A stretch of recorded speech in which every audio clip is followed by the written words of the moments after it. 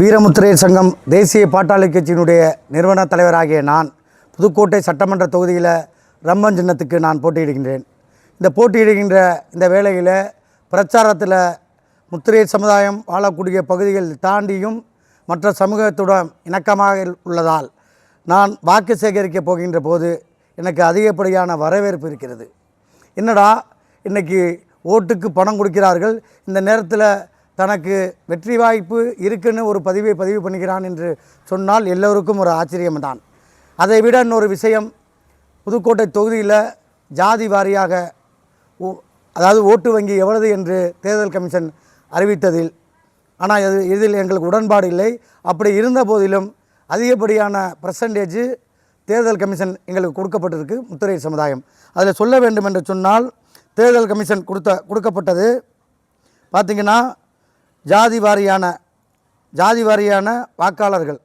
அதில் முதன்மையாக முத்திரையர் சமுதாயம் 52,354 வாக்காளர்கள் உள்ளன என்று குறிப்பிடப்பட்டிருக்கிறது.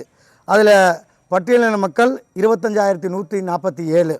அதேபோல் கல்லர் சமுதாயம் 24,229. அதேபோல் அகமுடியர் சமுதாயம் 21,475. அகமுடியர் சமுதாயம் இஸ்லாமியர் சமுதாயம் 21,475. அகமுடியர் சமுதாயம் 14,690. இதர சமுதாயம் 86,033 வாக்குகள். இதில் தேர்தல் கமிஷன் அதிகப்படியாக கொடுக்கவில்லை.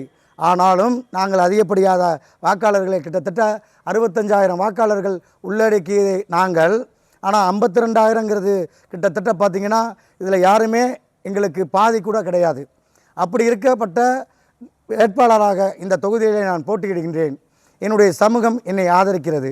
அதே போல் இந்த 86,000 வாக்காளர்கள் இதர சமுதாயம் என்று சொல்லக்கூடிய இதர சமுதாயத்திலிருந்து 50% எனக்கு வாக்களிக்க தயாராக இருக்கிறார்கள்.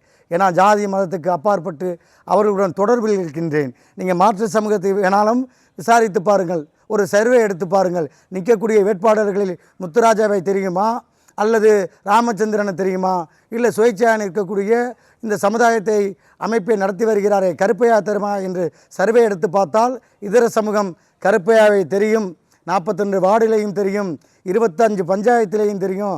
அதே போல் கரம்பக்குடியில் 20 பஞ்சாயத்திலையும் கருப்பையாவை தெரியும் என்று சொல்லுவார்கள். அப்படி அந்த ஒரு சூழ்நிலையை தான் இங்கே நடந்து கொண்டிருக்கின்றது.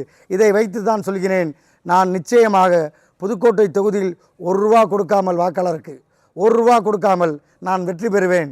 பாருங்கள், இந்த சட்டமன்ற தேர்தலில் நீங்கள் எண்ணி பார்த்ததை விட யாரும் தெரியாத, யாருமே அறியாமல் ஒரு மாயையை, ஒரு மேஜிக்கை பார்க்க போகிறீங்க நீங்கள்.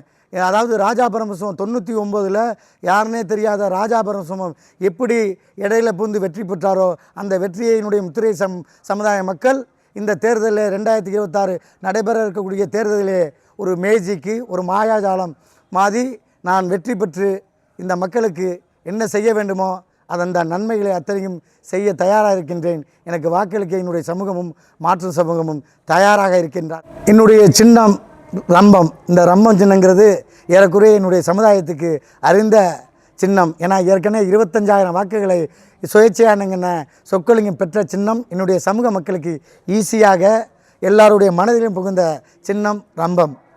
நன்றி.